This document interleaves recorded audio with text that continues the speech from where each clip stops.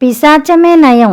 చాలా కాలం కిందట ఒకానొక ఘోరారణ్యానికి సమీపాన పాపన్న, పాపమ్మ అనే పేద దంపతులు ఉంటూ ఉండేవాళ్ళు. వాళ్లకు సంతతి లేకపోవడం చేత సోమన్న అనే కుర్రవాడిని తెచ్చి పెంచుకుంటున్నారు. పసివాడు 12 ఏళ్లవాడు, సౌమ్యుడు, కానీ అనాథుడు. ఆ దంపతులు బాగా వయసు మళ్ళిన వాళ్ళు, పైగా సోమరులు.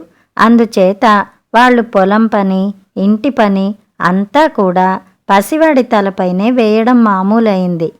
ఒకనాడు పాపమ్మ చెప్పిన పనులన్నీ పూర్తి చేసి తరువాత కాస్తంత గోడకు చేరబడి కూర్చున్నాడు పసివాడు.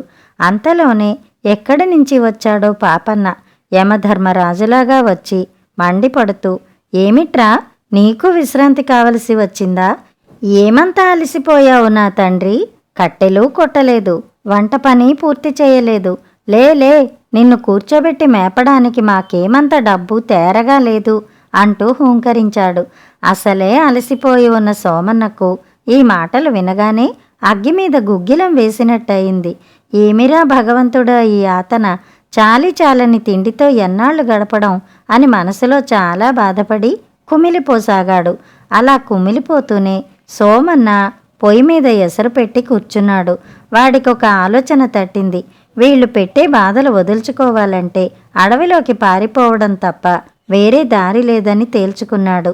అలా ఆలోచనలో పడి కూర్చున్న పసివాడికి అకస్మాత్తుగా వీపు మీద వేడివేడిగా ఒక్క చరుపు తగిలింది. ఎసరు పొంగి బుగ్గిపాలవుతుంటే చూస్తూ ఊరుకుంటావా?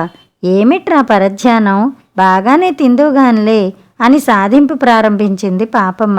ఇక ఈ తిట్లు కొట్లు పడలేకపోయాడు సోమన్న. తెగించాడు. ఒక్క గెంతులో బయటపడి అడవిలోకి పరుగు తీశాడు. వెంటనే పాపమ్మ భర్త కోసం కేక పెట్టింది. పాపన్న హడావిడిగా వచ్చి సోమన్న పరిగెత్తిపోవడం చూశాడు. పాపన్న ఆత్రంతో బిగ్గరగా ఇలా అన్నాడు, ఒరే నాయనా సోము, పోయి అడవిలోకి పోతావేమిరా? అక్కడ క్షణమైనా బతకలేవు సుమా. అడవి చుట్టూ బ్రహ్మాండమైన గోడ ఉంది, అది నువ్వు దాటలేవు సుమా. అడవి అంతా భయంకర మృగాలతో, పీడలతో, పిశాచాలతో నిండి ఉంటుంది సుమా అని పెద్దగా అరిచి కేకలు పెట్టాడు. ఏమన్నా కాని జీవితం మీద విరక్తి తోచిన ఆ పసివాడు ఆ కేకలేవి వినిపించుకోనేలేదు. క్రూరమైన ఈ మానవుల కంటే ఆ పిశాచాలే నయం అని గట్టిగా తోచింది వాడికి. అందుచేత వెనుతిరిగి చూడక అదే ఊపుతో ముందుకు సాగిపోయాడు. కొంత దూరం పరిగెత్తేసరికి పాపన్న చెప్పినట్టుగానే బ్రహ్మాండమైన గోడ ఒకటి అడవి చుట్టూ ఆవరణగా కనిపించింది. ఆశ్చర్యపోయాడు సోమన్న. వాడు చూస్తూ ఉండగానే ఆ గోడ దానంతటదే రెండుగా చీలి మనిషి పట్టేటంత దారి ఇచ్చింది. ఇదేమిటో చిత్రం చూద్దామని పసివాడు ఆ చీలిక వెంబడే దూరిపోయి అడవి ప్రాంతంలో ప్రవేశించాడు. అక్కడ ఉండే మహావృక్షాలు, వింత కొలిపే రకరకాల మొక్కలు, తీగలు, వీటి నీడకు పట్టపగలే ఆ ప్రదేశం అంతటా మేఘాలు కమ్మినట్టుగా కటిక చీకటి అలుముకుంది. మెల్లగా అడుగులు వేస్తున్నాడు సోమన్న. నేనేమీ భయపడను, ఈ చీకట్లు, నీడలు నన్నేం చేస్తాయి? ఇక్కడ ఉండే క్రూరమృగాలు మాత్రం నన్నేం చేస్తాయి? సరే కాని ఇప్పుడు నేనేం చేయాలి అని తనలో తనే బిగ్గరగా అనుకున్నాడు. ఇప్పుడు నువ్వు ఏం చేయాలి అంటే అని ఒక కంఠస్వరం వెంటనే సోమన్న చెవిని పడింది. నువ్వు నా వేళ్ల మీద నుంచి దిగి అవతలికి పోవాలి, తెలిసిందా అన్నది మళ్ళీ ఆ ధ్వని. నివ్వెరపోయి వెనక్కి తిరిగి చూశాడు సోమన్న. అది ఒక బ్రహ్మాండమైన వృక్షం. ఎవరు ఆ మాట్లాడింది? నువ్వేనా అని ఆశ్చర్యంతో అడిగాడు సోమన్న ఆ వేళ్లుగల చెట్టుకేసి తిరిగి. అవునురా అబ్బి, నేనే. ముందు నా వేళ్ల మీద నుంచి దిగి అవతలికి పో. నువ్వేం తక్కువ బరువున్నావా? ఆటేసేపు భరించలేను అన్నది ఆ వింత వృక్షం. ఈ మాటలతో పసివాడికి కొంత ధైర్యం చిక్కింది. నువ్వు చెట్టువే అయినా నాతో దయగానే మాట్లాడేవే. సరే కాని నాకిప్పుడు భలే ఆకలవుతోంది, తినడానికి ఇక్కడేమైనా దొరుకుతుందేమో చెప్పగలవా అని అడిగాడు నిర్భయంగా. దానికే ఏం కావాలో చెప్పు అన్నది ఆ మహావృక్షం. ఇందుకు సోమన్నకు చాలా సంతోషం కలిగింది. చూస్తే నీవు కల్పవృక్షంలాగా ఉన్నావే. ఈ అరణ్యం అంటే నాకు మునుపు ఎంతో భయం వేసేది. ఇప్పుడు నీ మాటలు వినగానే నాకు నిబ్బరం కలిగింది. పైగా ఈ చక్కటి ప్రదేశం చూసి మనసు తీరా ఆనందించగలుగుతున్నాను అన్నాడు. అప్పుడు ఆ వృక్షం హేళనగా నవ్వింది. అమాయకుడా, నువ్వు ఇప్పుడు ఆహారం గుటకాయ స్వాహ చేద్దామనుకున్నావు కదా, అలానే ఎవరైనా వచ్చి నిన్నే గుటకాయ స్వాహ చేస్తారనుకో, పర్వాలేదనుకుంటే ఇది చక్కటి ప్రదేశమే అన్నది. చెట్టు ఇలా అనేటప్పటికీ సోమన్న హడలిపోయాడు. అయితే కల్పవృక్షమా, నువ్వే నన్ను మింగేస్తావా అంటూ ఏడుపు ముఖం పెట్టాడు.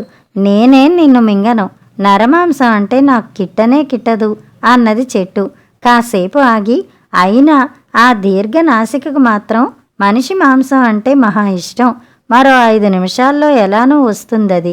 కనుక నువ్వు దానికి ఆహారం కాబోయే ముందుగానే నీ ఆహారం ముగించుకో అన్నది నిట్టూరుస్తూ. ఈ మాటలకు సోమన్న భయంతో కంపించిపోయాడు. తినే పలహారం వదిలివేస్తూ, ఆ దీర్ఘనాసిక ఇంకొక 5 నిమిషాల్లో వస్తుందా? వచ్చి నన్ను భక్షించే వరకు నేనిక్కడ కూర్చుంటానా? ఎటన్నా పారిపోయి దాని కంటపడకుండా దాక్కుంటాను అంటూ సోమన్న తక్షణమే బయలుదేరాడు. అలా సోమన్న కొంత దూరం పరిగెత్తగానే ఆ ప్రాంతమంతా వేడి గాడుపులతో భరించశక్యం కాకుండా పోయింది. ఇంత కటిక చీకటి ప్రదేశంలో ఎక్కడి నుంచి వస్తుంది ఇంత వేడి అని తన చుట్టూ కలయి చూశాడు సోమన్న. అంతలో అతడు నిలబడి ఉన్న చోటున చెట్టు కదిలినట్టయింది. తర్వాత మాటలు వినబడినాయి. దీర్ఘనాసిక సంగతి నీకు తెలియదులా ఉంది. ఆ భయంకర జంతువుకు ఆకలి వేస్తే చుట్టుపట్ల కొన్ని యోజనాల వరకు మంటలు చిమ్ముతుంది. ఆ వేడికి భూమి అంతా కాలిపోవలసిందే. అదిగో చూడు అన్నది. సోమన్న వణికిపోతూ అటకేసి చూశాడు. భయంకరమైన ఒక జంతువు మంటలు గుప్పిస్తూ అతడి వైపుకే పరిగెత్తుకుని వస్తోంది. సోమన్న కాలి కొద్దీ పరిగెత్తసాగాడు. కానీ ఆ భయంకర జంతువు సకిలిస్తూ వానితో ఇలా అంది. అబ్బాయి, నువ్వు పరిగెత్తి లాభం లేదు. మామూలు వేళల్లో అయితే నేను నీతో పరుగు పందానికి వచ్చేదాన్నే. కానీ ఇప్పుడు నాకు కడుపులో కరకరమనే ఆకలి అవుతోంది. ఎలాగూ నువ్వు తప్పుకొని పోలేవు కనుక కాస్త ఇటు 4 అడుగులు వెయ్యి, ఇద్దరికీ శ్రమ తప్పుతుంది. ఈ మాటలతో సోమన్న ఇక పరిగెత్తి పోవడం లాభం లేదని గ్రహించాడు. ఎలాగూ చావు తప్పదు కనుక అక్కడే నించుని కళ్ళు మూసుకుంటే సరిపోతుందనుకున్నాడు. అంతలో దీర్ఘనాసిక వాని దగ్గరకు వచ్చింది. భయకంపితుడై నిలబడి ఉన్న సోమన్నను మింగేటందుకు నోరు తెరిచింది.